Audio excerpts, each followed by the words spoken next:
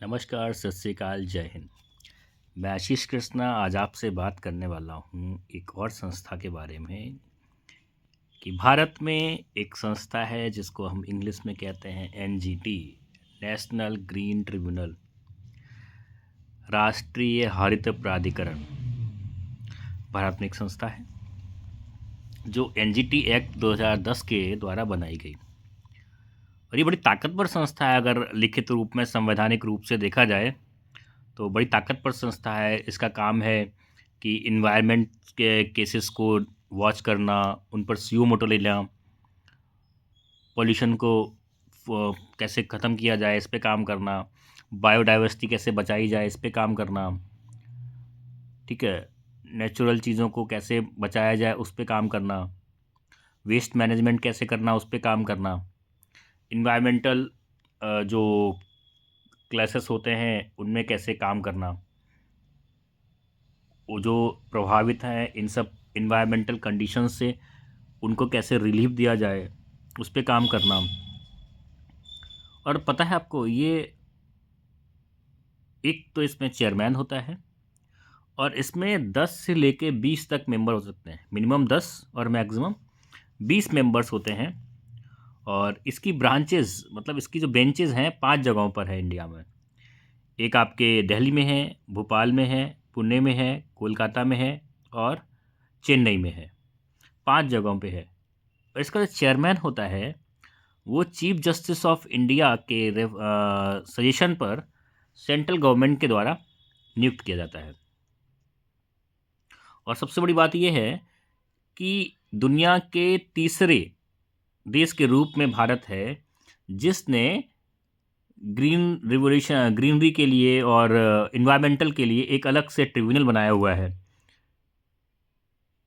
मतलब ऑस्ट्रेलिया और न्यूजीलैंड के बाद भारत तीसरा है जिसने ऐसा ट्रिब्यूनल इन्वायरमेंटल अफेयर्स के लिए बनाया हुआ अलग से।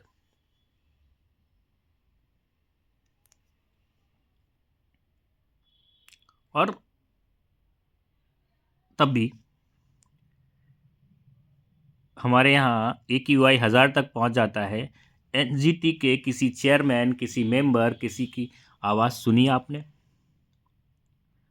अरावली बचाओ के लिए जनता कूद पड़ी, किसी एनजीटी के चेयरमैन या मेंबर की आवाज़ सुनी आपने?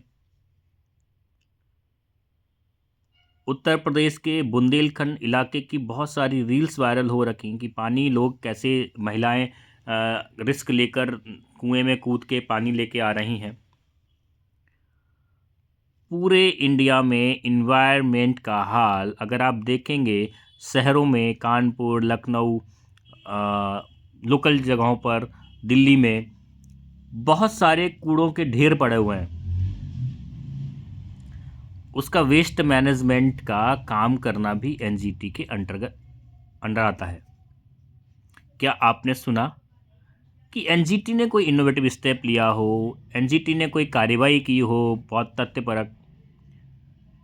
बस एनजीटी लगता है चाय पानी करने के लिए बनाया गया है। अगर आपको कहीं पेट्रोल पंप खोलना है, यदि आपको कोई कंपनी बनानी है तो आपको एनजीटी से क्लियरेंस लेना है, ऑफिस बनाना है और वहाँ पे माल पानी चलेगा। लेकिन ये इतनी बड़ी संस्था जिसकी 5 बेंचेस हैं ऑल इंडिया में, south to north, north to south, east to west, तो आपने क्या किया इन्वायरमेंट बनाने के लिए, इन्वायरमेंट को बेहतरी के लिए? एक हमारे पड़ोस का देश है Nepal, no Bhutan, negative carbon देश है भाई। मतलब इतना पॉल्यूशन फ्री कंट्री है। और एक हमारी संस्था एनजीटी है। तो अगर इन संस्थाओं के लोगों की नियुक्ति की पावर स्वायत्त हो, जैसे सीजीआई की होती है, तो शायद ये संस्थाएं बहुत बेहतर तरीके से काम कर सकती हैं।